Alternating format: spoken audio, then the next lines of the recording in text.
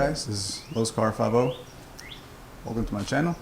Today we have pretty much the car taken apart. We're going to be doing some audio upgrades to the car.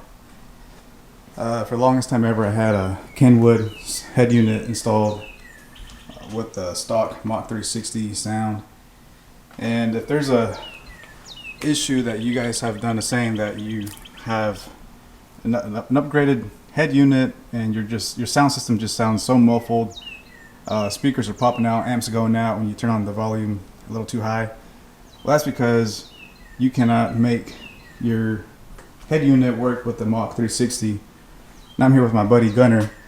Do you mind explaining to them why that is? Like, why does I don't recall the specific ohm load. It's either 2 or 8. It's not your standard ohm load that most cars have, which is a 4 ohm load coming out of the head unit to the speakers. So the Mach 460 system has an abnormal ohm load. So when you throw a normal Kenwood, Alpine, Sony, whatever head unit on it, it's going to send out a 4 ohm load, and everything that speaker is going to be expecting is something different. So they come out sounding extremely underpowered, and you spent money and it sounds worse. So what we're doing today, we got upgraded speakers, we've got an upgraded amplifier, and we're going to hook all that up and get rid of all the Mach 460 stuff, and we're going to make some good sound.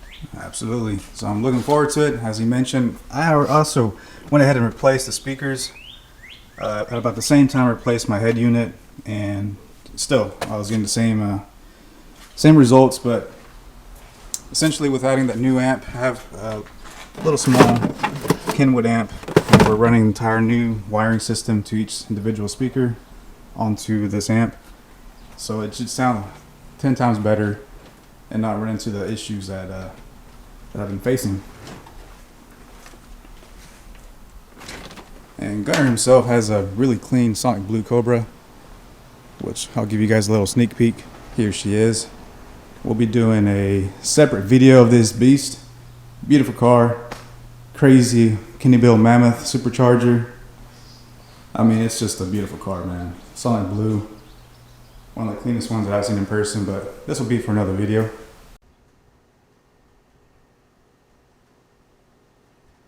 So as of now, we have the amp pretty much, for the most part, hooked up, and we ended up taking out the box that holds the speakers.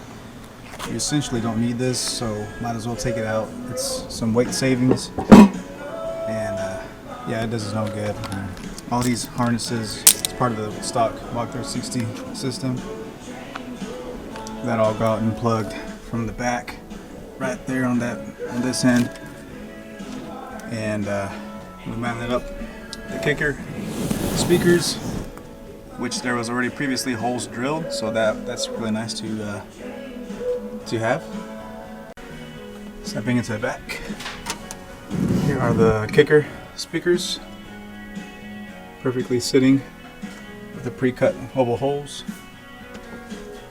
and we're fixing to run a speaker wire up to the amp.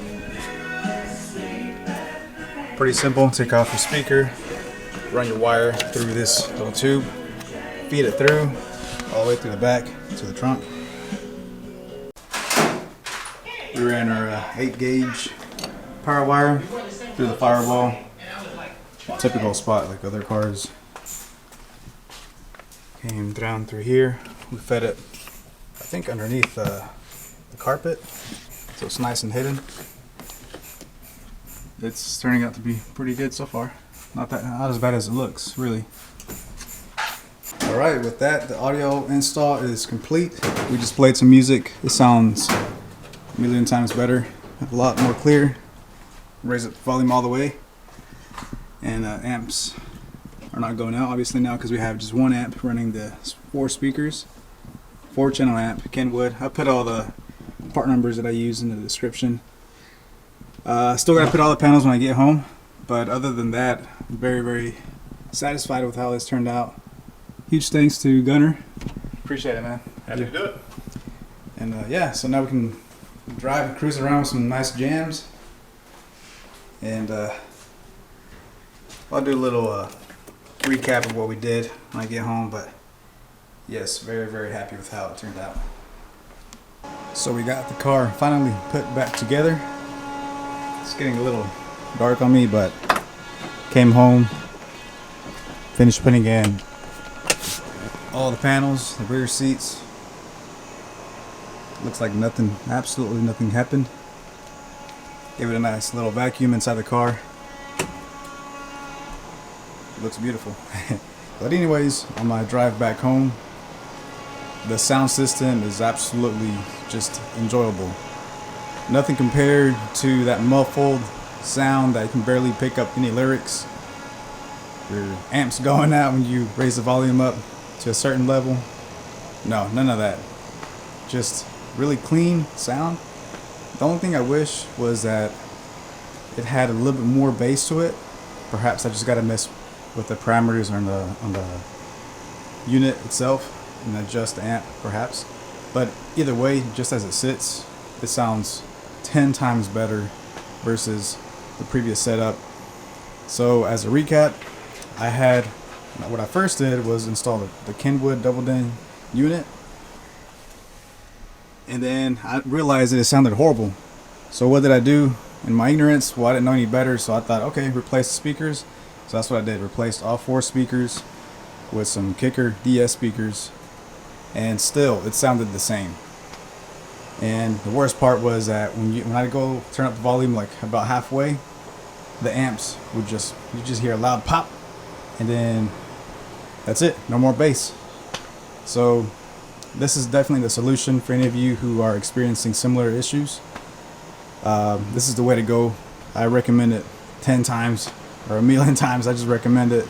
Absolutely go for it. And it's not that bad of an install. So as a recap, again, we just had to rewire the entire system. So on each door panel, there's these like little rubber tubes right here. That's where the wire feeds from the door panel itself onto the body of the car. And we just fished it through. Went through the door sills and through the back, tucked it all in the back. I'm about to show you guys. And then the same with the driver's side. And for the back, well, the back was the easiest. You open up the trunk.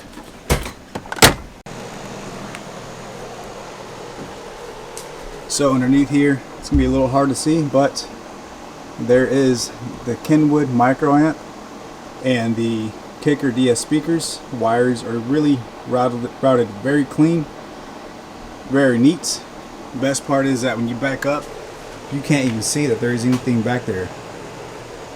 Essentially, I saved like 20 pounds by removing that big speaker box, which it didn't serve no purpose for me keeping it now. And the engine bay, this blue wire is the power wire that goes to the amp. We tucked it pretty nice. I mean, you can't even see it anywhere else. So there's nothing like a clean install. So just take your time. And even taking our time, it didn't take us terribly too long. I'd say the longest part, one of the hardest parts was removing the panels from the inside, but that took maybe, I don't know, 30 to 45 minutes. And yeah, just working your way through. But yeah, so this is the power cable. At some point I'm gonna get like a battery cover to kind of hide all of these terminals and posts, and I don't know, maybe clean this up a little bit more too. We'll see. But yeah, I mean, pretty straightforward, honestly. And it's even better if you have a buddy to help you out like I did. Huge shout out to Gunner. Thank you once again, man. Make sure to go follow him. We put his Instagram right here. But that's it. That's it for the amp install. Very, very happy with it's just those small things, you know, the small things that make your car really enjoyable. You know, when you're going on a long cruise or just, you know, in 6th gear on a highway, there's nothing like just turning on some jams and just going along with enjoying your ride, you know. So that's all for this video. Thanks for tuning in. Thanks for watching. This is Carlos. Lowe's Car 50 out.